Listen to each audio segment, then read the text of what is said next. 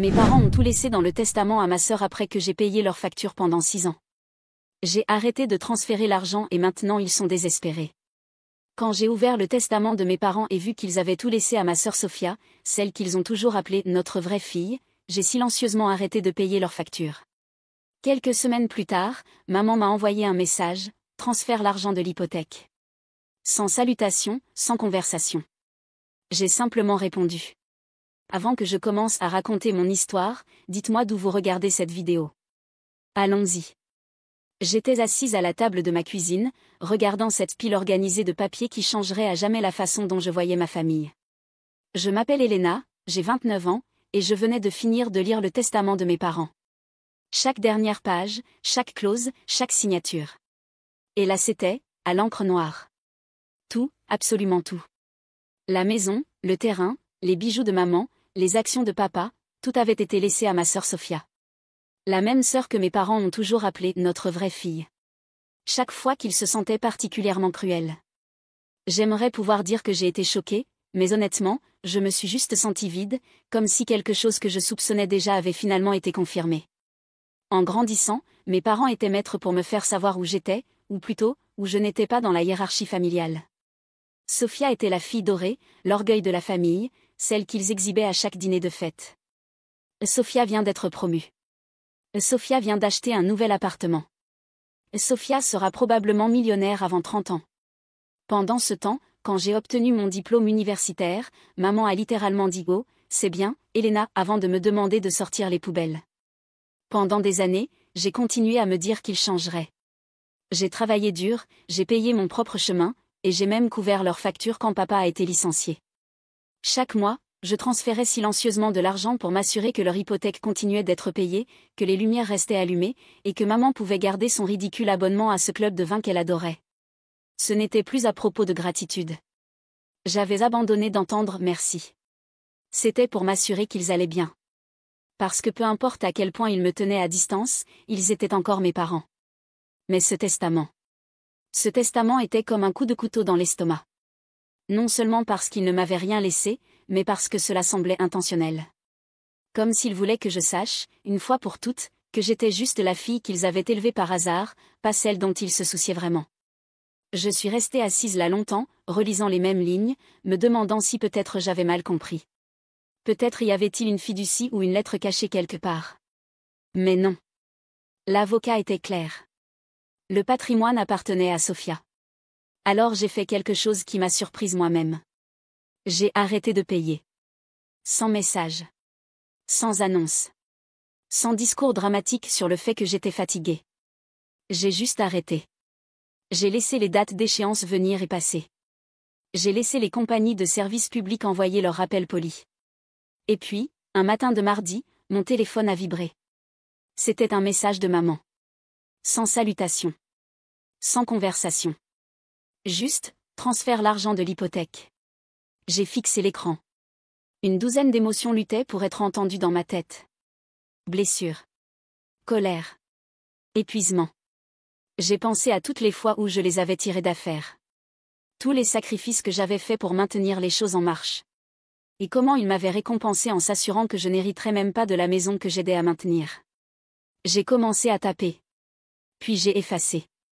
Puis j'ai tapé à nouveau. Mes mains tremblaient littéralement.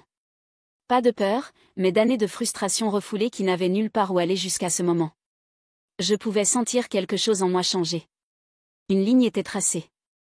Et puis, juste au moment où j'étais sur le point d'appuyer sur envoyer, un autre message d'elle est apparu.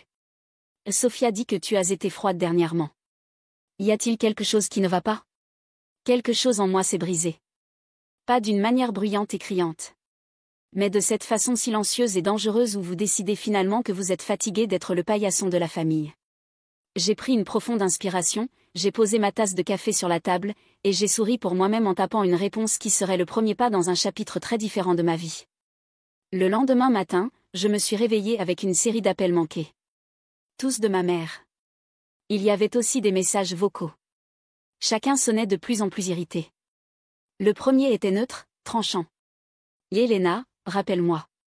L'hypothèque est due aujourd'hui. Le deuxième était plus aiguisé. Pourquoi tu n'as pas encore transféré? Tu sais comme c'est important de garder les choses à jour. Ne rends pas ça difficile. Dans le troisième, elle sifflait pratiquement dans le téléphone. Je ne sais pas ce qui t'a pris dernièrement, mais c'est inacceptable. Appelle-moi. Je suis restée assise au bord de mon lit, regardant le téléphone comme si c'était une sorte d'objet alien. Il y a quelques mois, ces messages m'auraient mise en panique, culpabilité, désespoir, tout. J'aurais pris mon portable et payé la facture avant même de me brosser les dents, juste pour maintenir la paix. Mais maintenant, je me sentais juste engourdie. Comme si je regardais un film sur la vie de quelqu'un d'autre. Je n'ai pas rappelé. Au lieu de cela, je me suis habillée, j'ai pris mes clés et je suis allée travailler comme si rien ne s'était passé. Mais toute la journée, je n'arrivais pas à me débarrasser de ce bourdonnement sourd de crainte au fond de mon esprit. Chaque fois que mon téléphone vibrait, mon estomac se nouait. Pas parce que j'étais inquiète pour eux, mais parce que je savais que ce n'était que le début. Mes parents n'avaient jamais bien géré d'être ignorés. Comme prévu, ce soir-là j'ai reçu un message de mon père. Appelle ta mère. Elle est contrariée. C'était tout. Pas de « comment vas-tu ?» Pas de « tout va bien ?» Juste un ordre. Je n'ai pas répondu. Le week-end suivant, je suis allée chez eux parce que Sophia était en ville, et malgré tout, je n'étais pas prête à les couper complètement. Une partie de moi espérait que peut-être les choses sembleraient normales, que peut-être nous pourrions avoir un dîner en famille sans que je sois rappelée de ma place dans la hiérarchie. Grande erreur. Je suis entrée dans le salon et là était Sophia, se relaxant sur le canapé comme si elle en était propriétaire, ce qui, techniquement, je suppose qu'elle l'était maintenant. Maman était assise sur l'accoudoir du canapé, souriant comme si elle recevait la royauté. Elena, dit-elle, son visage s'illuminant juste assez pour l'enregistrer, mais pas assez pour paraître authentique. Tu es en retard. Sophia nous racontait sa nouvelle promotion. J'ai regardé l'horloge. Je n'étais pas en retard. Le dîner n'était même pas prêt encore. Sophia sourit, appréciant clairement l'attention. Oui, ils m'ont finalement fait chef d'équipe. Grosse augmentation aussi. Maman rayonnait pour elle. Nous sommes si fiers de toi. Tu travailles si dur, chérie. Elle n'avait jamais utilisé ce ton avec moi. Papa tapota l'épaule de Sophia. Nous savions que tu réussirais. Nous avons toujours su que tu irais loin. Je suis restée assise là, faisant semblant d'être heureuse pour elle, mais chaque mot semblait comme une écharde sous ma peau. Je voulais crier, je travaille dur aussi. J'ai payé pour cette maison pendant que vous deux restiez ici à vous vanter de quelqu'un d'autre. Le dîner était pire. Chaque fois que j'essayais de contribuer à la conversation, quelqu'un m'interrompait. Sophia, oui, dans ma compagnie nous. Maman, oh c'est fascinant. Elena, passe la salade, s'il te plaît. Ou, j'ai eu un gros client cette semaine. Papa, Sophia, tu lui as parlé de ton bonus? C'était comme si j'étais invisible, juste là pour remplir les verres et nettoyer les assiettes. À un moment, maman m'a vraiment tendu son verre de vin et a dit « Remplis-le encore, s'il te plaît ?» Tu es plus proche. J'ai avalé les mots que je voulais dire et j'ai juste fait. Après le dîner, nous étions assises autour de la table quand maman a soudainement lâché. Au fait, Elena, la facture d'électricité est arrivée. Je suis allée de l'avant et j'ai payé cette fois, mais tu vas devoir me rembourser. Tu sais qu'on ne peut pas laisser ça en retard. Je l'ai juste regardé. Tu as payé.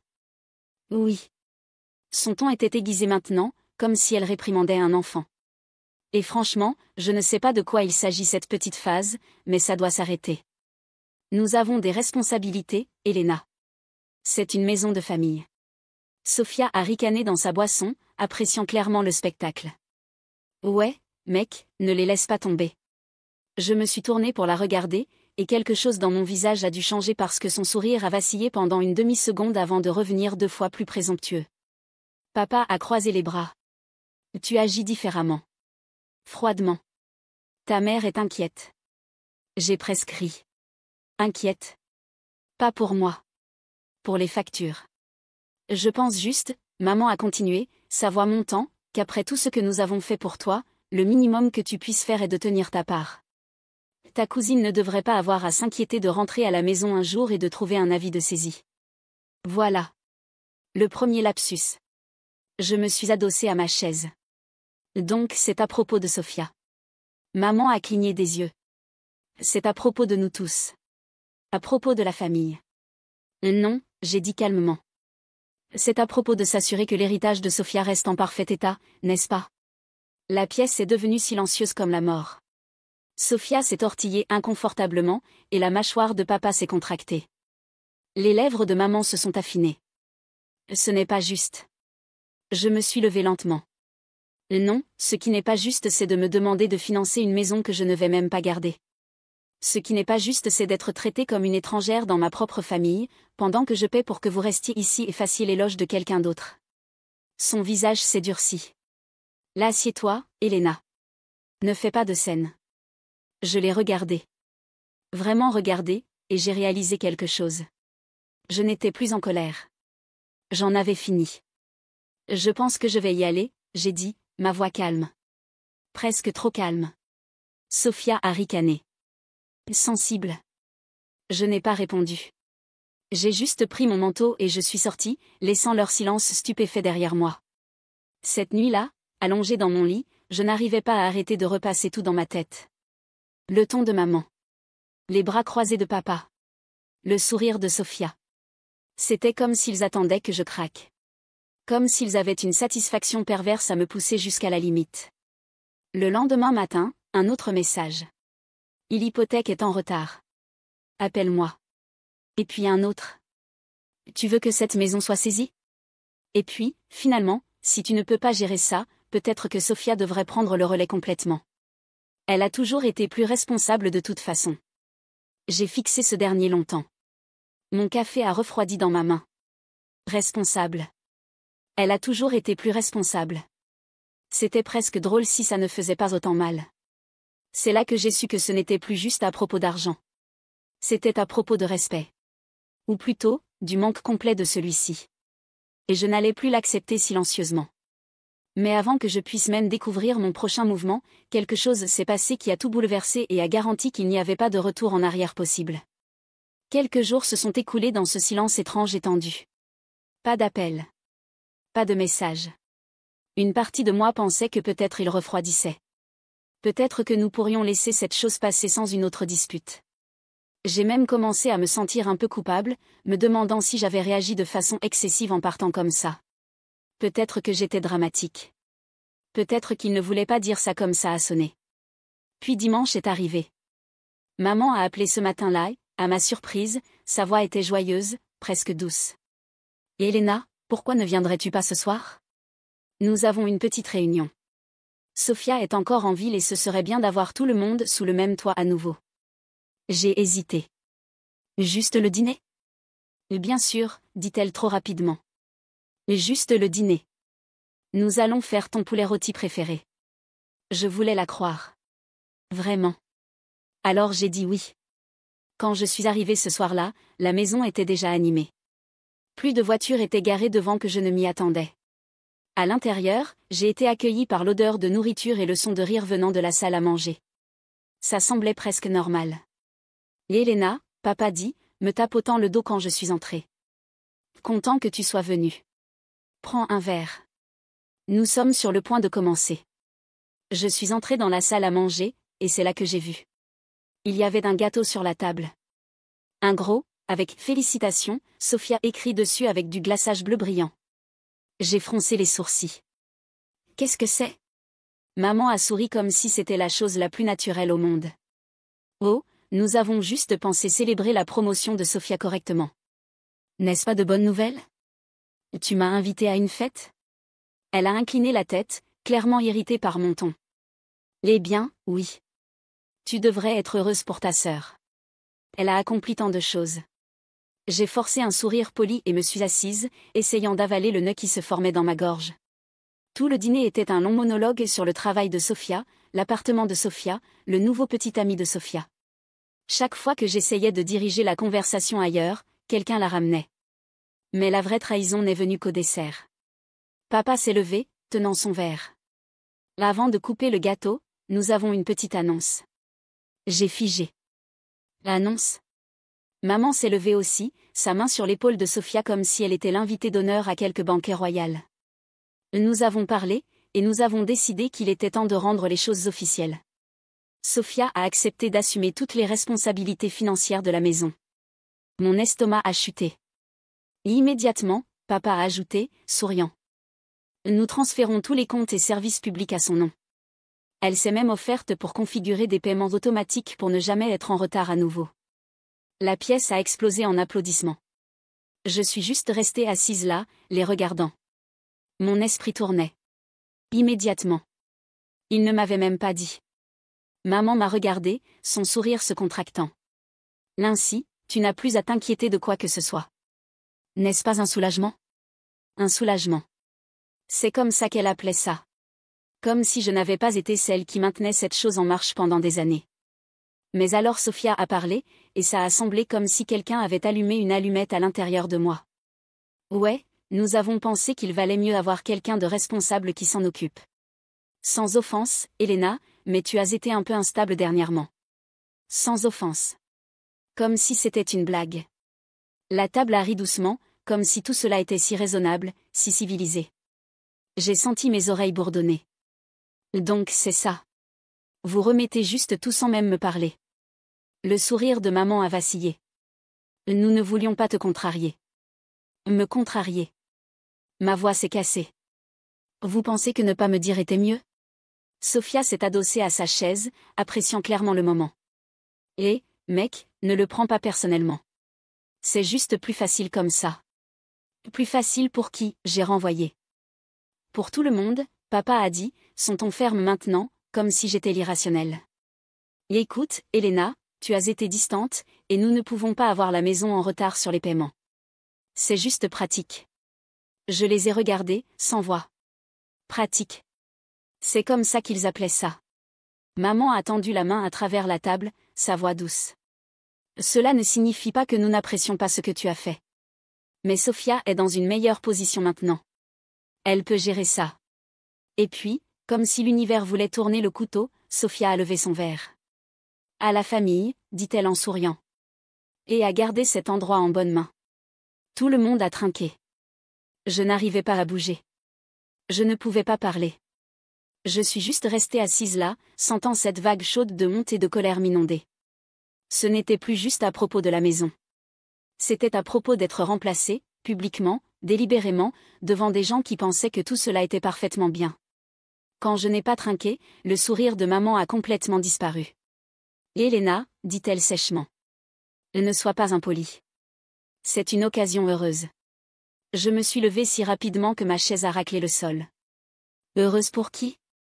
La pièce est devenue silencieuse comme la mort. Elena, papa a averti. J'ai regardé autour de tous, mes parents, ma sœur, ses amis de famille qui étaient venus regarder le spectacle, et j'ai réalisé quelque chose. Ils n'étaient pas gênés. Ils n'étaient pas désolés. Ils croyaient vraiment que c'était la bonne chose à faire. J'espère que vous appréciez tous votre gâteau, j'ai dit, ma voix basse. Parce que j'en ai fini. Je me suis retournée et je suis sortie avant que quelqu'un puisse m'arrêter. Dehors, l'air froid m'a frappé comme une gifle. Je suis restée là sur le porche, tremblant, pas du froid mais de tout ce qui bouillonnait en moi d'un coup. Humiliation. Dégoût. Colère. Tout s'effondrant sur moi à la fois. J'ai conduit jusqu'à la maison en silence, serrant le volant si fort que mes articulations sont devenues blanches. Quand je suis arrivée à l'intérieur, je suis juste restée debout dans mon salon sombre, regardant dans le vide, sentant le poids de ce qui venait de se passer s'installer sur moi. Ce n'était pas juste une insulte. C'était délibéré. Calculé. Et pour la première fois, j'ai senti quelque chose que je ne m'étais pas permis de ressentir avant. Je voulais qu'il regrette. Pas juste ce soir. Pas juste demain. Je voulais qu'il le ressente. Et je savais, au fond, que ce ne serait pas le dernier mouvement que je ferais. Je n'ai pas dormi cette nuit-là. Je n'ai même pas essayé. Je suis restée allongée sur le canapé, regardant le plafond pendant que des ombres de la lumière de rue dehors rampaient sur les murs de mon salon. C'était silencieux. Le genre de silence qui est si lourd qu'il semble presque vous presser. Vers 2 heures du matin, je me suis levée et j'ai fait une tasse de thé. Même si je ne bois pas vraiment de thé. Je me suis assise à la table de cuisine où j'avais lu le testament pour la première fois. Les papiers étaient encore là dans une petite pile organisée, comme s'ils me narguaient. Je les ai tirés plus près, scannant les mots encore, même si je savais déjà ce qu'ils disaient. Tout pour Sophia. Chaque dernière chose. Je ne sais pas combien de temps je suis restée assise là, mais à un moment je me suis retrouvée à faire défiler de vieilles photos sur mon téléphone. Vacances. Anniversaire. Barbecues aléatoires dans la cour. Il y avait une photo d'il y a quelques années. Papa au grill. Maman tenant un verre de vin. Sophia avec son bras autour de mes épaules. Nous sourions toutes.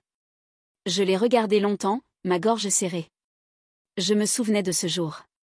J'avais payé pour toute la nourriture de ce barbecue. Maman m'avait dit que je devrais, puisque j'étais celle qui n'avait pas d'enfant ou d'hypothèque. Et je l'avais fait. Heureusement. Ça m'a frappé alors combien de moi-même j'avais versé dans cette famille. Mon temps. Mon argent. Mon énergie. Et combien peu j'avais jamais demandé en retour. Juste un peu de respect. Un merci ici et là. Une place à table, littéralement et figurativement. Et au lieu de cela, j'avais été remplacée. Le matin, je me sentais comme si j'avais été creusée de l'intérieur. J'ai passé par les mouvements de ma journée. Je suis allée travailler. J'ai répondu aux emails. Je me suis assise dans des réunions. Mais tout semblait distant. Étouffé. Les gens me demandaient si j'allais bien, et je souriais juste et disais que j'étais fatiguée. Ce week-end-là, je suis restée à la maison. Je n'ai pas répondu aux appels. Je n'ai pas répondu aux messages. J'ai juste laissé le téléphone vibrer et vibrer jusqu'à ce qu'il devienne silencieux. À un moment, j'ai entendu les voix de mes parents de l'autre côté de la porte de mon appartement. Celle de maman aiguë. Celle de papa basse et sévère. Mais je n'ai pas ouvert. Je suis restée parfaitement silencieuse jusqu'à ce qu'ils partent. Plus tard ce soir-là, j'ai reçu un message d'une amie de famille. Tu vas bien ? J'ai entendu dire que les choses sont devenues assez tendues l'autre soir. Je l'ai regardé, sentant ma poitrine se serrer. Il parlait déjà de ça. La pensée d'être le sujet de conversations chuchotées à des tables de brunch me rendait malade. Quelques jours plus tard, je suis allée au supermarché et j'ai vu Sophia dans le parking. Elle riait avec quelqu'un au téléphone, et je jure que je l'ai entendu dire « Ouais, elle a totalement pété un câble. Tu aurais dû voir sa tête. » Elle ne m'a pas vue. Je suis retournée à la voiture et je suis repartie sans rien acheter. Cette nuit-là était la pire. Je me suis assise au bord de mon lit avec ma tête dans mes mains, me sentant comme si j'étais de retour au lycée, comme si j'avais 16 ans à nouveau, qu'on me disait pour la 100e fois que Sophia était simplement plus responsable, plus mature, plus réussie. Sauf que cette fois, ce n'était pas que des mots. Cette fois, ils avaient agi dessus. Ils avaient pris mes efforts, mes sacrifices, et m'avaient rayé de l'histoire complètement. Je vais l'admettre, il y a eu un moment où je me suis demandé si je devais juste céder. Les appeler. M'excuser. Supplier d'être incluse à nouveau. Payer l'hypothèque comme si rien ne s'était passé. Maintenir la paix. Mais alors je me suis souvenu du regard sur le visage de maman à cette table. Pas coupable. Même pas conflictuelle. Fière. Présomptueuse, presque. Comme si elle pensait qu'elle m'avait finalement résolu. Et quelque chose en moi s'est durci. J'ai commencé à nettoyer mon appartement. Pas juste ranger, mais vraiment nettoyer. Jeter de vieilles ordures. Emballer des choses dont je n'avais pas besoin. Ce n'était pas de la colère, exactement. C'était quelque chose de plus silencieux. Comme si j'enlevais les derniers morceaux de ma vie ancienne, me préparant pour.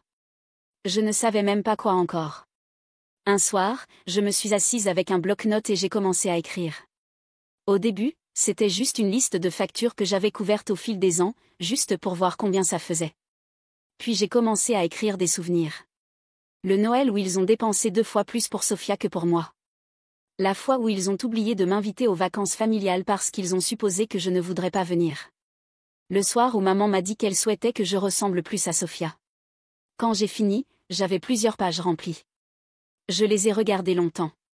Pour la première fois en jour, j'ai senti quelque chose de différent de la tristesse. C'était encore de la douleur, oui, mais maintenant elle avait un bord. Une direction. Je n'étais pas prête à agir encore, mais je pouvais sentir la première étincelle de détermination, la plus petite étincelle de quelque chose qui se transformerait finalement en feu. J'ai mis les pages dans un tiroir, éteint la lumière et me suis couchée. Pour la première fois cette semaine-là, j'ai dormi. Pas bien, pas profondément, mais assez. Et quand je me suis réveillée le lendemain matin, je savais que je n'allais pas rester au fond pour toujours. J'allais me lever. Silencieusement. soigneusement. Et quand je le ferai, je ne reviendrai pas. Le matin après avoir écrit ces pages, quelque chose a changé. Ce n'était pas dramatique. Pas de tonnerre. Pas d'épiphanie. Mais c'était suffisant. Je me suis réveillée plus tôt que d'habitude, me suis assise au bord du lit, et j'ai juste respiré. Ma poitrine se sentait encore lourde, mais elle ne m'écrasait plus. J'ai commencé lentement. J'ai fait le petit déjeuner. Un vrai. Pas juste du café et n'importe quoi que j'avais dans le frigo. J'ai mis des vêtements qui n'étaient pas juste le même survêtement dans lequel j'avais vécu pendant des jours. J'ai ouvert les rideaux et laissé entrer la lumière du soleil. Ça semblait étrange, mais bien. Comme si mon appartement était à moi encore au lieu d'être une caverne où je me cachais du monde. Cette semaine au travail, je me suis plongée dans des projets comme je ne l'avais pas fait depuis des mois. Au lieu de pointer et déconnecter, je suis restée tard, affinant des présentations, me portant volontaire pour diriger quelque chose que ma patronne avait du mal à assigner. Mes collègues l'ont remarqué. Tu sembles différente, l'une d'elles a dit en sortant un soir.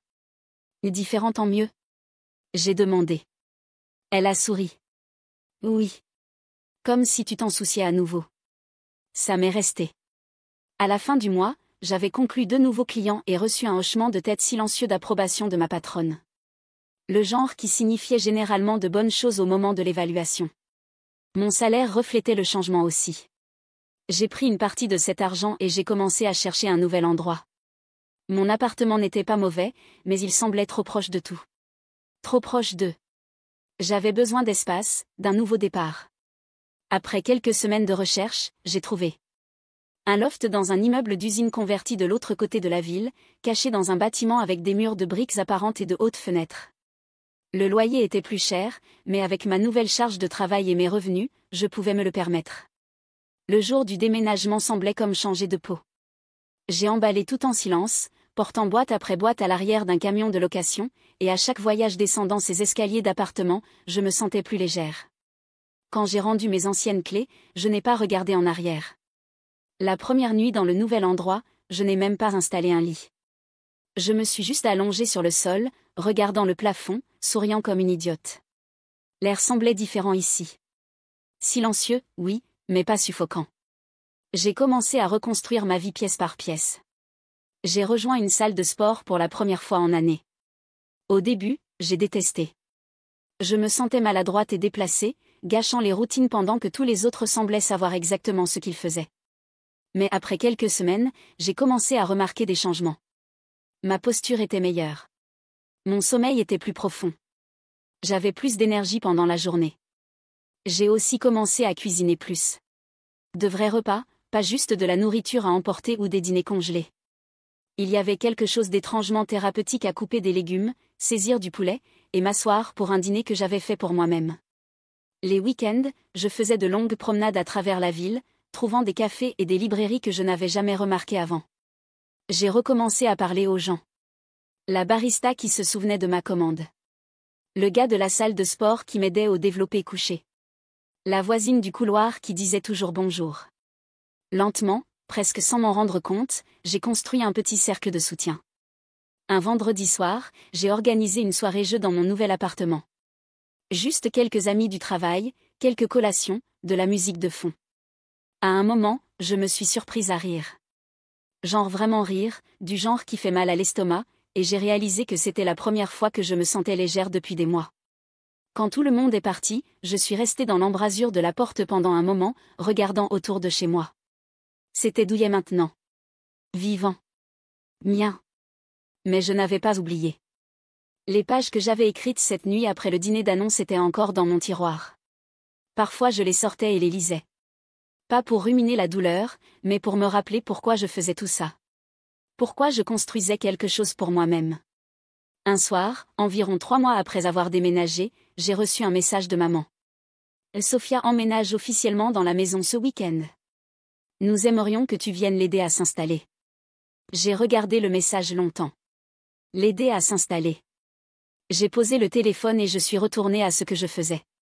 Travailler sur une proposition pour un client qui pourrait doubler ma commission annuelle s'il signait. Je n'ai pas répondu. En été, les choses bougeaient vite. J'ai obtenu ce client, et avec lui est venue une augmentation. Une grosse. Assez pour que je puisse maximiser mon compte épargne et commencer à investir. Ce n'était pas juste à propos d'argent, cependant. C'était à propos de finalement me sentir en contrôle. Pour la première fois, je ne faisais pas que réagir à la vie. Je la dirigeais. J'ai commencé à tenir un journal, notant des idées pour l'avenir. Des choses que je voulais faire, des endroits où je voulais aller. Des plans. Et cachés parmi ces notes pleines d'espoir étaient d'autres plus tranchantes. Des rappels de ce qui s'était passé, de ce que je ne laisserais plus jamais arriver. Je n'étais pas prête à les confronter encore. Pas exactement. Mais je pouvais sentir le jour approcher. Chaque accomplissement. Chaque pas en avant. Chaque nouveau morceau de stabilité que j'avais construit. Tout menait quelque part. Quelque part qu'il ne verrait pas venir. C'était fin août quand la première vraie opportunité est tombée dans mes mains. J'étais assise à mon bureau après les heures, finissant quelques appels clients, quand j'ai reçu un email de ma patronne. Sujet, programme de formation en leadership, nomination. Elle m'avait recommandé pour un programme avancé que l'entreprise offrait. Un fast-track pour les employés qu'ils considéraient comme du matériel de leadership futur. Ce n'était pas juste du blabla, aussi. C'était le genre de programme qui venait avec du mentorat d'exécutifs seniors, du réseautage avec des décideurs, et même une exposition aux côtés légaux et financiers de l'entreprise. J'ai dit oui avant même de finir de lire l'email. Le programme a commencé un mois plus tard, et dès la première session, je me sentais comme si j'étais sur un terrain plus élevé. Nous avons couvert la négociation, la résolution de conflits, l'alphabétisation financière, et la partie qui a le plus attiré mon attention, la planification successorale et le droit des successions. Normalement, j'aurais survolé ce dernier module, mais cette fois, j'étais laser focalisé. L'instructrice expliquait comment les testaments fonctionnaient, comment l'homologation pouvait être contestée sous certaines conditions, et les différentes façons que les actifs pouvaient être protégés ou déplacés si quelqu'un les contestait. Mon stylo volait sur la page pendant que je prenais des notes. Cette nuit-là, je suis rentrée chez moi et j'ai sorti ces papiers du tiroir encore. J'ai lu chaque ligne, chaque date, chaque signature. Et pour la première fois, je ne voyais pas juste la trahison. Je voyais des fissures potentielles. Il y avait des choses dans ce testament qui ne collaient pas. Des chronologies qui étaient trop proches. Des témoins qui levaient des sourcils. Une clause en particulier, sur la maison passant libre de toute charge, sautait pratiquement de la page. Parce qu'elle n'était pas libre de charge. J'avais payé cette hypothèque pendant des années. Silencieusement. Constamment. Chaque mois. Et j'avais les relevés bancaires pour le prouver. Je suis restée éveillée la moitié de la nuit à tirer des dossiers. De vieux emails, des reçus de paiement, des copies de messages où maman m'avait rappelé les dates d'échéance. J'ai construit un dossier organisé, physique et numérique, jusqu'à avoir une pile assez épaisse pour faire valoir mon point dans n'importe quel tribunal. Le week-end suivant, j'ai décidé de leur rendre visite.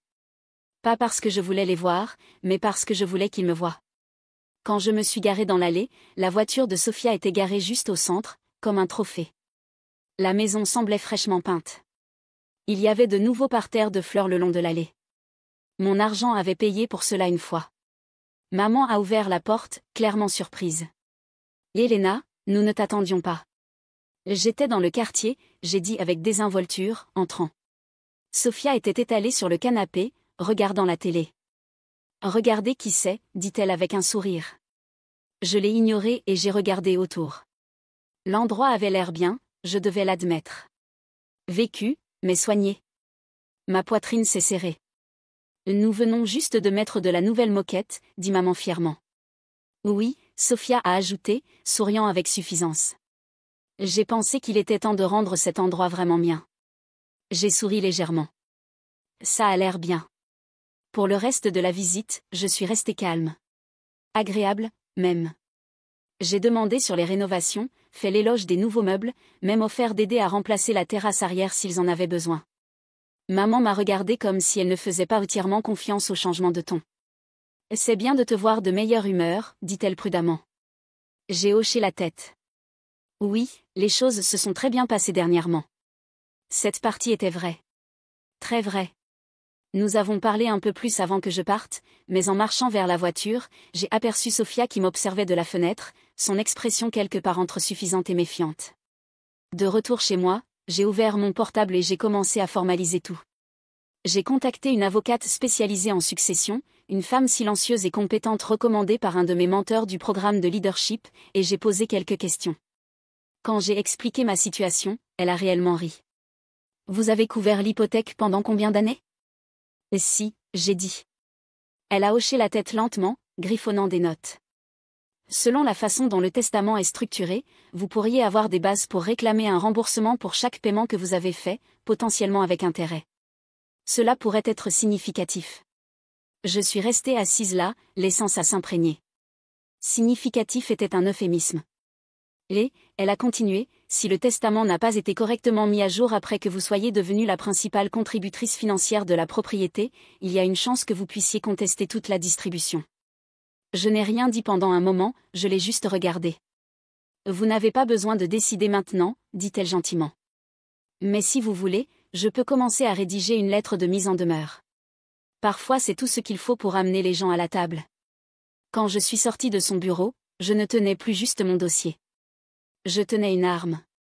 Dans les semaines suivantes, j'ai continué à jouer le rôle de la fille calme et réformée. J'envoyais des messages polis à maman demandant comment elle allait. J'ai même passé là 1 ou 2 fois avec de petits cadeaux.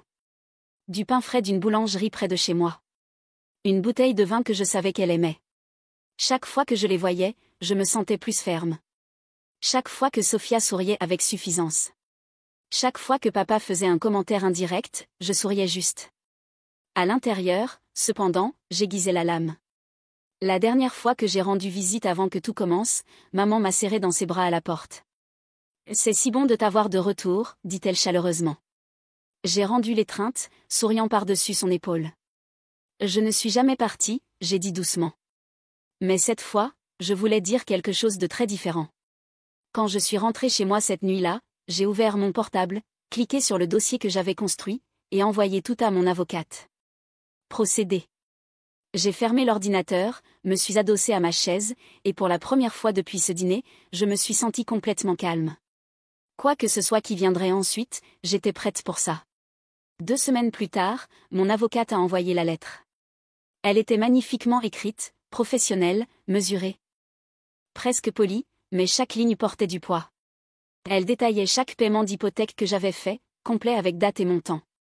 Elle citait la clause dans le testament sur la maison étant libre de charge et expliquait, en langage juridique soigneux, que la propriété n'était dans cet état que grâce à mes contributions financières.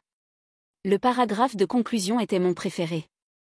Notre cliente est prête à déposer une réclamation formelle de remboursement avec intérêt, si nécessaire, contester la validité du testament basé sur le traitement inégal d'une contributrice principale. Nous préférerions résoudre cette question à l'amiable. À l'amiable. Si beau mot pour vous avez une chance de régler ça avant qu'on amène tout le système légal sur vous. Nous avons envoyé des copies à mes parents et à l'exécuteur testamentaire. Et puis, j'ai attendu. Ça n'a pas pris longtemps. 3 jours plus tard, j'ai reçu le premier message de maman. Qu'est-ce que c'est cette lettre ? Appelle-moi immédiatement. Je n'ai pas appelé. Puis un de papa est venu. C'est ridicule. Tu ne ferais pas vraiment ça à ta propre famille. J'ai laissé celui-là passer aussi. Finalement, Sophia m'a envoyé un message. Waouh. Sérieusement, mec ? Tu vas aller avec des avocats pour ça ? C'est pathétique. J'ai souri au téléphone, l'ai posé, et je suis retournée à une proposition client. 1 semaine plus tard, mon avocate a appelé. Il demande une réunion, dit-elle. À la maison. J'ai accepté. Marcher dans cette allée semblait différent cette fois. Je n'arrivais pas comme la fille qui avait été écartée, l'assistante invisible. J'arrivais comme quelqu'un avec du pouvoir.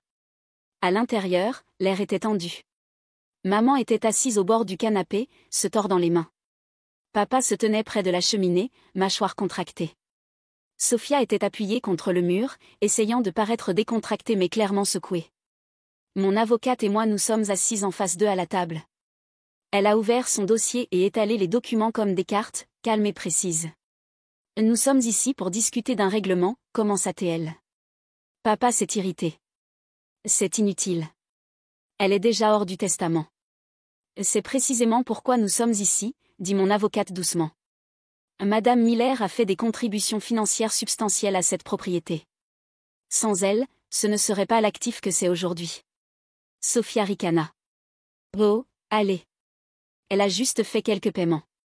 Elle s'est tournée vers elle, son ton toujours plaisant mais tranchant.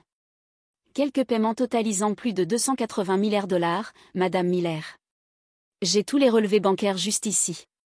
Aimeriez-vous que je lise à voix haute? Son visage est devenu pâle.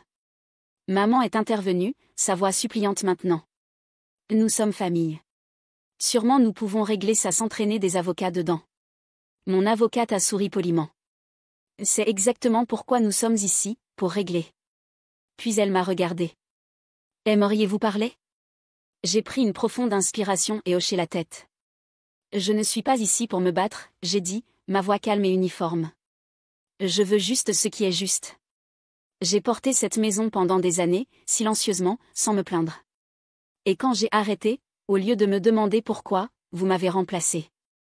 Publiquement. Le visage de maman s'est un peu défait à ça, mais j'ai continué. Je ne demande pas la maison. Je ne demande pas les bijoux ou les héritages. Tout ce que je veux c'est d'être remboursé pour ce que j'ai mis. C'est tout. La pièce est restée silencieuse pendant un long moment. Finalement, papa a soupiré, le combat sortant de lui. Qu'est-ce que tu demandes?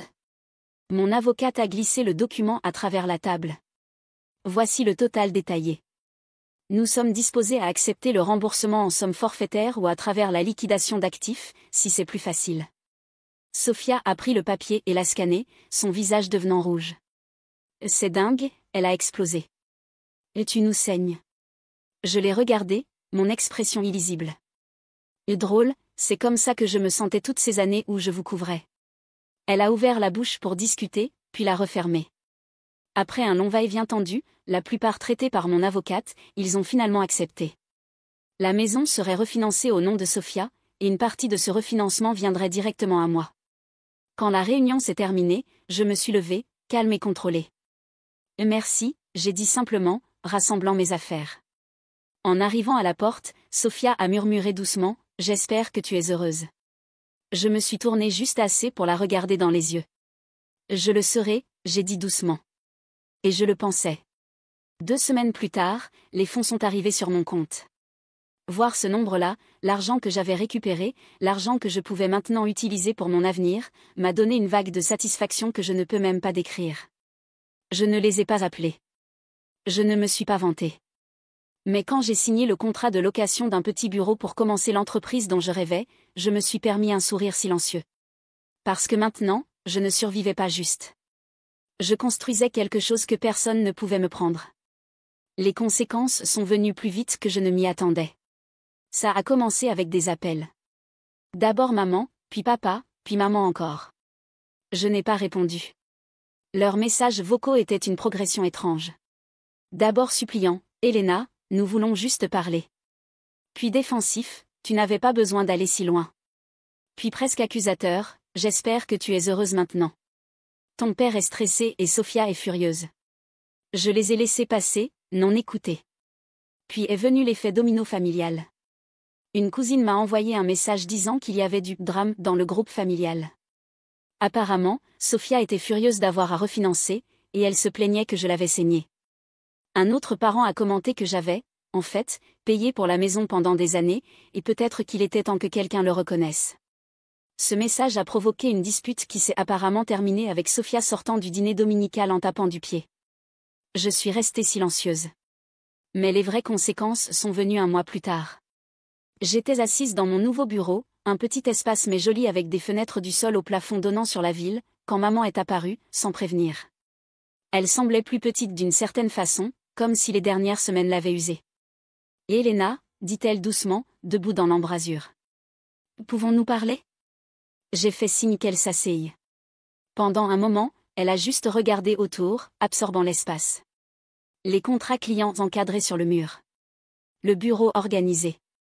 Le bourdonnement subtil de succès qui semblait flotter dans l'air. « Tu as construit quelque chose ici, dit-elle finalement. »« J'ai construit. » Elle a avalé difficilement. « Nous ne voulions pas te blesser. » Je n'ai pas répondu. Ses mains se sont tordues sur ses genoux. « Ton père pense que tu es allé trop loin. » Sophia. Eh bien, elle est en colère. Mais je voulais que tu saches que je comprends. Tu avais raison. À propos de tout. Ça m'a presque eu. Presque. Mais alors je me suis souvenu d'elle debout à cette table de dîner, la main sur l'épaule de Sophia. Souriant comme si j'étais rien de plus qu'un problème qu'elle venait de résoudre. Je suis contente que tu comprennes, j'ai dit finalement, ma voix calme.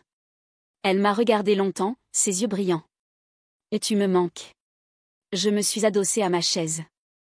Tu manques qui tu pensais que j'étais. Mais cette personne n'existe plus. Son visage s'est défait à ça, mais elle a hoché la tête. Je suppose que c'est juste. Quand elle est partie, je suis restée silencieuse longtemps, regardant la ville. Une semaine plus tard, j'ai appris par mon avocate que le refinancement avait été approuvé. Mon remboursement était officiellement finalisé. Et puis, presque poétiquement, j'ai reçu un message de Sophia. J'espère que tu es fière de toi. J'ai dû puiser dans mon bonus pour couvrir ça. Tu as ruiné mes plans pour cette année. Je l'ai lu 2 fois, puis j'ai posé le téléphone. Parce que la vérité était que j'étais fière de moi. Pas juste pour avoir gagné, mais pour avoir finalement sorti de l'ombre dans laquelle elle m'avait gardé si longtemps. À Thanksgiving, je n'avais pas l'intention d'aller au dîner familial. Mais alors, une cousine commune a appelé et a demandé si je reconsidérerais, dit que ce pourrait être bon pour tout le monde de clarifier les choses. Je ne sais pas ce qui m'a fait dire oui, mais je l'ai dit. Quand je suis entrée ce soir-là, la pièce s'est tue. Sophia était là, assise à table les bras croisés, ayant l'air de préférer être n'importe où ailleurs. Maman a souri faiblement. Papa m'a donné un signe de tête brusque. Je me suis assise sans dire un mot. Le dîner était maladroit au début, plein de conversations forcées et du son de couverts qui s'entrechoquent. Puis, au milieu du repas, Sophia a baissé sa fourchette. « Tu as obtenu ce que tu voulais », dit-elle sans détour. J'ai croisé ses yeux. J'ai obtenu ce qui était mien. Elle a ricané. « Tu es incroyable. » Ça suffit, Sophia, dit maman sèchement. Elle n'a pas tort. Ça l'a fait taire. Le reste du repas était silencieux, mais pas tendu. Juste résigné. Comme si tout le monde savait que la hiérarchie avait changé, de façon permanente. Quand le dessert a été servi, je me suis levée. Merci pour le dîner, j'ai dit, ma voix ferme. Mais je dois y aller. En marchant vers la porte, j'ai senti tous les yeux sur moi. Et pour la première fois de ma vie, je ne me suis pas sentie petite. Je ne me suis pas sentie invisible. Je me suis sentie libre. J'ai ouvert la porte, suis sortie dans l'air frais de la nuit, et j'ai souri pour moi-même. Parce que cette fois, je ne partais pas les mains vides. Je partais selon mes propres termes, et elle le savait. Et quand la porte s'est fermée derrière moi, une dernière pensée m'a frappée, claire et tranchante, comme le son d'une cloche. Je n'étais plus la fille oubliée.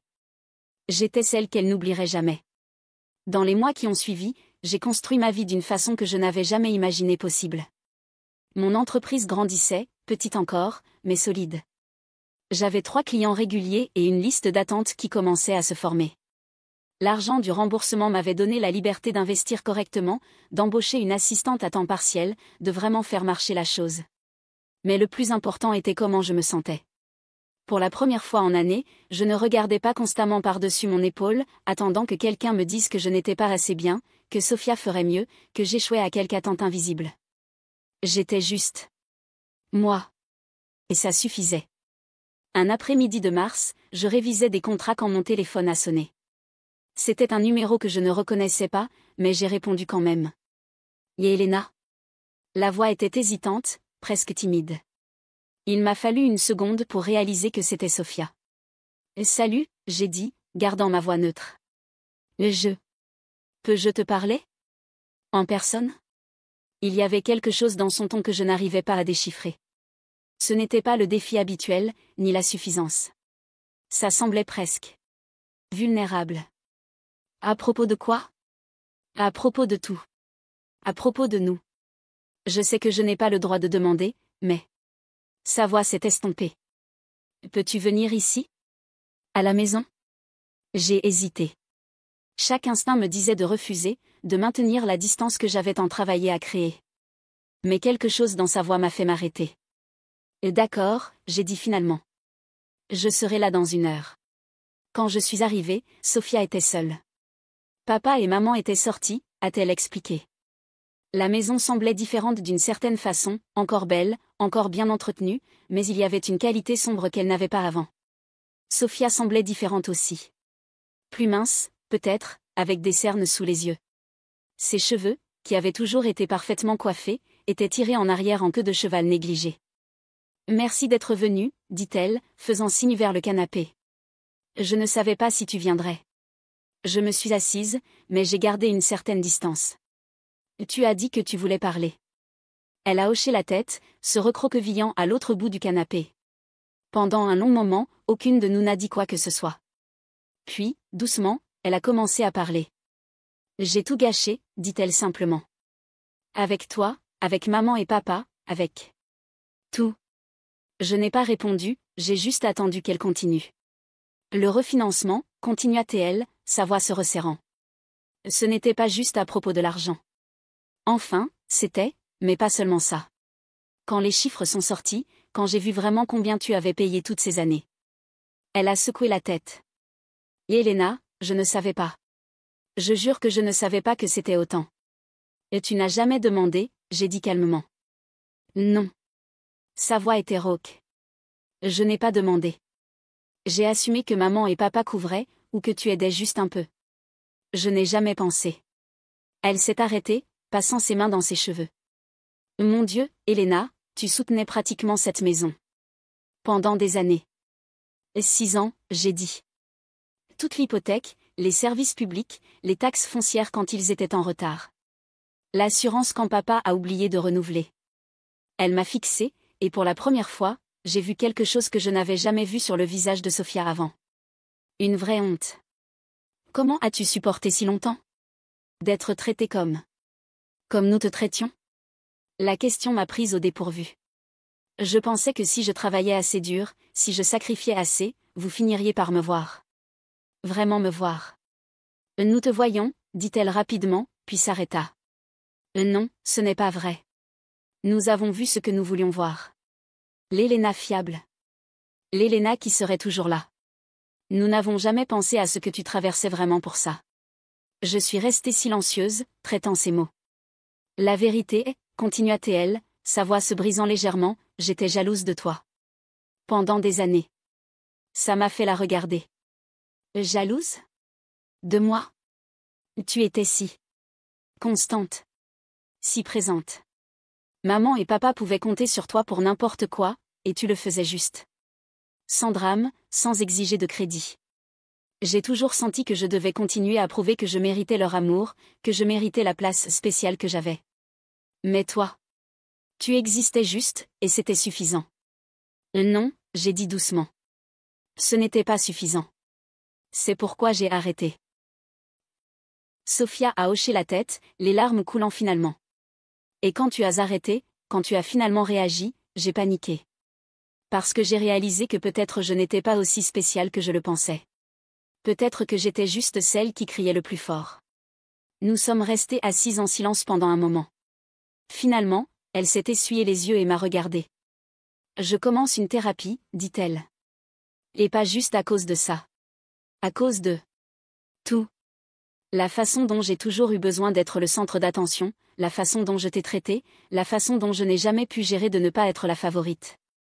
Comment ça se passe? C'est difficile, admit elle. Ma thérapeute m'a fait réaliser que beaucoup de mon comportement était à propos de la peur. Peur de ne pas être aimée, peur d'être abandonnée. Alors je me suis assurée d'être indispensable en étant parfaite, ou au moins en paraissant parfaite. Elle s'arrêta. Mais toi, tu étais vraiment indispensable. Et je t'ai détesté pour ça. La crudité de la déclaration m'a frappée comme un coup de poing dans l'estomac. Sophia. Je ne te dis pas ça pour m'excuser, dit-elle rapidement. Je veux dire, je m'excuse. Profondément. Mais je te dis ça parce que tu mérites de savoir que ce n'était pas ton imagination. La façon dont tu as été traitée, la façon dont tu as été ignorée et diminuée. C'était réel. Et c'était mal. J'ai senti des larmes piquer mes propres yeux, mais je les ai retenues. Pourquoi maintenant? Pourquoi tu me dis ça maintenant? Parce que je perds tout, dit-elle simplement. Le refinancement m'a brisé financièrement. J'ai dû abandonner mon appartement, retourner à la maison. Mon copain a rompu avec moi parce qu'il a dit que j'étais devenue trop exigeante et dramatique, point. Elle a ri amèrement. Et maman et papa. ils commencent à voir à travers la façade. Tous ces accomplissements qu'ils avaient l'habitude de louer? La moitié d'entre eux j'ai exagéré. La promotion qu'ils ont célébrée? C'était plus un ajustement de titre qu'un vrai avancement. Je les regardais, voyant peut-être pour la première fois non pas la sœur dorée qui m'avait toujours fait me sentir inadéquate, mais une femme effrayée qui avait construit toute son identité sur le fait d'être spéciale, seulement pour regarder tout s'effondrer. Je suis désolée, j'ai dit, et c'était vrai. Non, dit-elle, secouant la tête. Ne sois pas désolée pour moi. Je me suis créé ce gâchis. Tous. Elle m'a regardé directement dans les yeux. Mais j'avais besoin que tu saches que tu n'étais pas folle. La façon dont tu t'es sentie toutes ces années? C'était valide. Tu méritais beaucoup mieux de nous tous. Nous sommes restés assis en silence à nouveau, le poids d'années de malentendus et de blessures flottant entre nous. Où est-ce que ça nous mène? J'ai demandé finalement. Je ne sais pas, dit-elle honnêtement. Je sais que je n'ai pas le droit de demander ton pardon. Je sais que je ne peux probablement pas défaire le dommage que j'ai causé. Mais j'espère. Elle s'arrêta. J'espère que peut-être, un jour, nous pourrons trouver un moyen d'être vraiment sœurs. Pas cette dynamique toxique que nous avions, mais quelque chose de réel. Je l'ai regardée longtemps. La Sophia que j'avais toujours connue, confiante, présomptueuse, apparemment invincible, avait disparu. À sa place était une femme brisée mais honnête, finalement disposée à être vulnérable. Ça va prendre du temps, j'ai dit finalement. Beaucoup de temps. Et les choses ne peuvent jamais revenir à ce qu'elles étaient avant. Je sais, dit-elle. Mais serais-tu disposée à essayer? J'ai pensé à ça. À toutes les années de douleur, tout le ressentiment que j'avais porté. Mais j'ai aussi pensé à la femme assise en face de moi, me voyant finalement comme une vraie personne au lieu de juste un figurant dans sa vie. Oui, j'ai dit doucement. Je serais disposée à essayer. 6 mois se sont écoulés depuis cette conversation avec Sophia.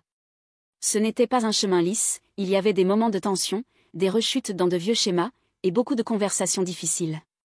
Mais lentement, pièce par pièce, nous avons commencé à construire quelque chose de nouveau. Sophia a tenu sa parole sur la thérapie. Chaque jeudi, elle conduisait en ville pour ses séances, et parfois, quand nous nous rencontrions pour un café les week-ends, elle partageait de petites perspectives qu'elle découvrait sur elle-même. Ce n'était pas toujours confortable, entendre comment mon propre comportement avait été perçu, comprendre la dynamique toxique que nous avions toutes perpétuée de différentes manières. Ma thérapeute dit que les familles comme la nôtre créent ces rôles, m'a-t-elle dit un après-midi, remuant nerveusement son café. Le favori, le bouc émissaire, l'invisible. Une fois que vous êtes dans ces rôles, il est presque impossible d'en sortir sans une rupture majeure. C'est ce que j'ai fait, j'ai dit.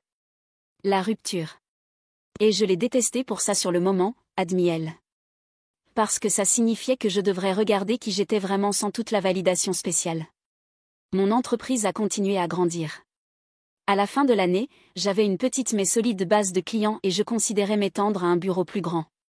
L'argent du remboursement s'était transformé en bien plus que juste la stabilité financière, il m'avait donné la confiance de parier sur moi-même d'une façon que je n'avais jamais fait avant. C'est pendant cette période que j'ai découvert quelque chose qui changerait tout. J'organisais mes dossiers financiers pour les impôts quand j'ai trouvé un dossier ancien que j'avais oublié. À l'intérieur étaient des documents des premières années où j'avais commencé à payer les factures de mes parents. Et là, enterré entre les reçus et les relevés bancaires, était quelque chose qui m'a fait figer. Une copie d'un email que papa avait envoyé à un avocat 5 ans plus tôt. Un email à propos de planification patrimoniale et protéger les actifs des enfants irresponsables. L'email détaillait comment papa était préoccupé que si quelque chose leur arrivait, je pourrais gaspiller mon héritage, et s'il y avait des moyens légaux de s'assurer que seulement la fille mature recevrait tout.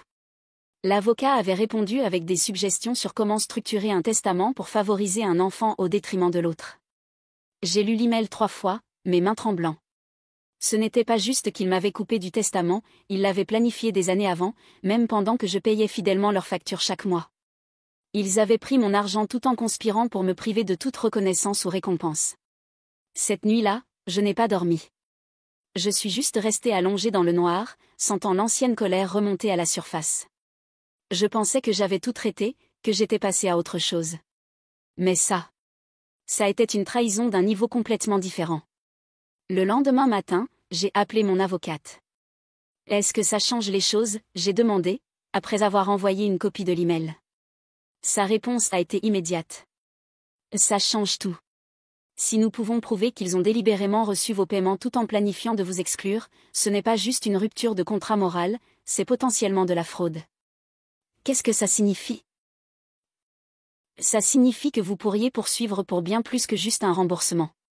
Dommages punitifs. Intérêts composés. Selon la façon dont le juge voit ça, vous pourriez avoir droit à une portion significative du patrimoine. J'ai raccroché et suis restée assise dans mon bureau pendant des heures, regardant la ville dehors. J'avais un choix à faire.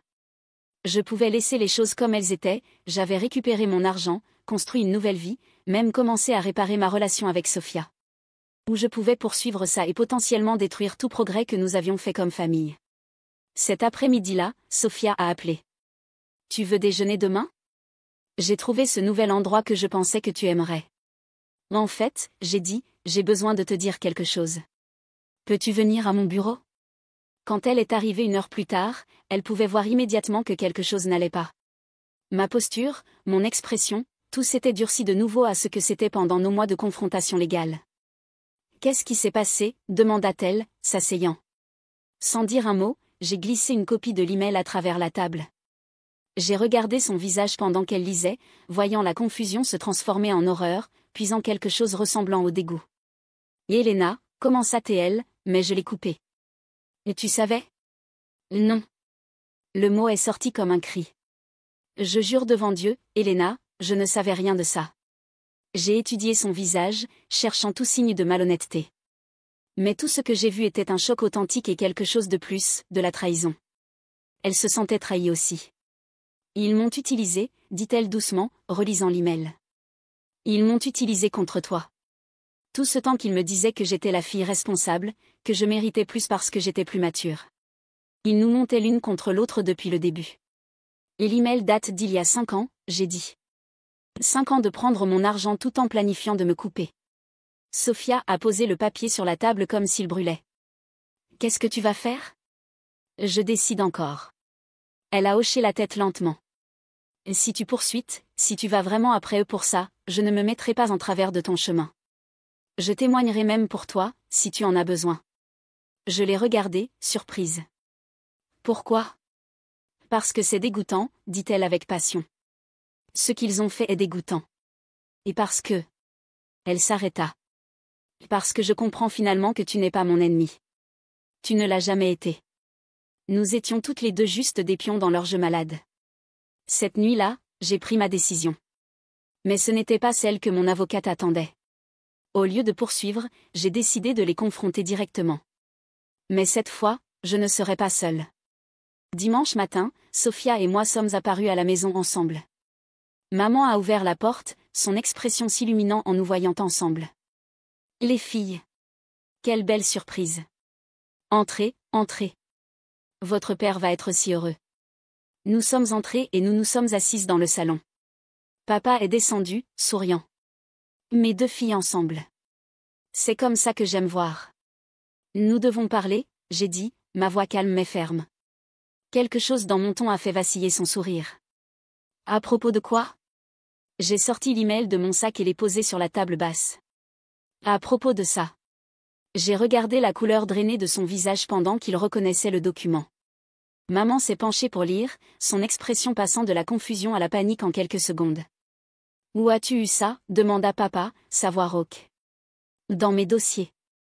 Dossiers des factures que j'ai payées pour vous pendant que vous planifiez de me voler. Elena, tu ne comprends pas. Je comprends parfaitement, j'ai coupé. Vous avez pris mon argent pendant des années tout en conspirant pour vous assurer que je ne vois jamais un centime en retour.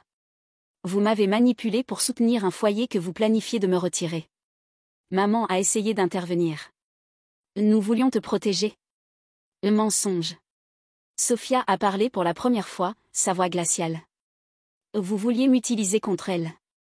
Vous avez fait de moi une arme contre ma propre sœur. Sophia, chérie. Non, dit Sophia, se levant. Ne m'appelez pas chérie. Vous avez détruit notre famille. Vous avez détruit notre relation de sœur pendant des années parce que ça servait vos propres buts malades. Papa a essayé de se ressaisir. Vous exagérez. Vous êtes des criminels, j'ai dit calmement. Littéralement. Ce que vous avez fait est de la fraude. Mon avocate dit que je peux vous poursuivre pour tout ce que vous avez. Le silence était assourdissant. Mais je ne le ferai pas, j'ai continué. Il semblait confus. Quoi? Je ne vous poursuivrai pas. Mais il y a des conditions.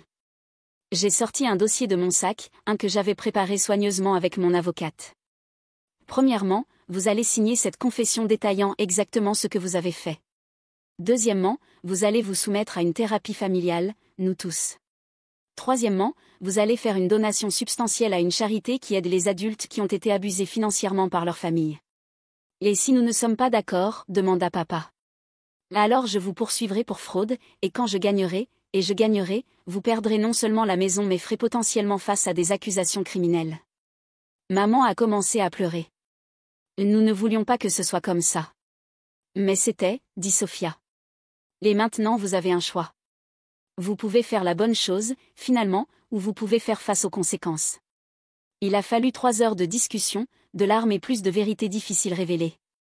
Nous avons découvert que le favoritisme pour Sophia avait commencé quand elle était enfant et était plus facile, moins questionneuse, plus désireuse de plaire. Ils s'étaient habitués à me voir comme la forte, celle qui n'avait pas besoin de validation, alors ils avaient arrêté de m'en donner. À la fin, ils ont signé la confession. Ils ont accepté la thérapie. Et ils ont fait la donation. Mais plus important, pour la première fois de nos vies, nous avons eu une conversation honnête sur la dynamique toxique qui avait défini notre famille pendant des décennies. 2 ans plus tard, les choses n'étaient toujours pas parfaites. Elles ne le seraient probablement jamais. Mais elles étaient réelles d'une façon qu'elles n'avaient jamais été avant. Sophia et moi nous rencontrions pour un café chaque semaine. Elle avait déménagé dans son propre appartement à nouveau et sortait avec quelqu'un de nouveau, un homme gentil qu'il aimait pour ses vraies qualités, pas pour sa performance de perfection. Maman et papa avaient vendu la maison, trop grande pour eux seuls, disait-il, mais je soupçonnais qu'elle avait trop de souvenirs douloureux associés. Ils avaient déménagé dans un condominium plus petit, lentement, nous apprenions comment être une famille basée sur l'amour authentique au lieu de rôles toxiques. La thérapie familiale continuait 1 fois par mois. C'était encore inconfortable parfois, mais ça marchait. Et moi? Mon entreprise s'était étendue à 3 emplacements. J'avais 12 employés et une liste d'attente de 3 mois. Plus important? J'avais construit une vie qui était vraiment mienne, des relations basées sur le respect mutuel, un succès que personne ne pouvait me prendre, et un sens de ma propre valeur qui ne dépendait de l'approbation de personne. Un après-midi d'automne, j'étais assise dans mon bureau principal quand j'ai reçu un appel inattendu. Et Elena? C'est Rebecca Martinez du magazine Business Today. J'écris un article sur les entrepreneurs qui ont construit des entreprises prospères après avoir surmonté l'adversité familiale. Votre nom a été suggéré par plusieurs sources. Aimeriez-vous me parler? J'ai regardé par la fenêtre la ville qui était devenue ma maison, pensant à tout ce qui avait changé ces dernières années. Oui, j'ai dit. J'aimerais parler de ça. Parce que parfois la meilleure vengeance n'est pas de détruire ceux qui vous ont blessé. Parfois c'est de devenir si inébranlablement, indiscutablement prospère qu'ils n'ont pas d'autre choix que de vous voir finalement pour ce que vous avez toujours été, suffisante. Plus que suffisante. Et parfois, si vous avez beaucoup de chance, ils peuvent même apprendre à être de meilleures personnes dans le processus. Si cette histoire vous a touché d'une certaine façon, s'il vous plaît laissez un like et abonnez-vous à la chaîne pour plus d'histoires de dépassement et de justice. Vos commentaires et soutiens font toute la différence pour d'autres personnes qui peuvent traverser des situations similaires. Jusqu'à la prochaine histoire.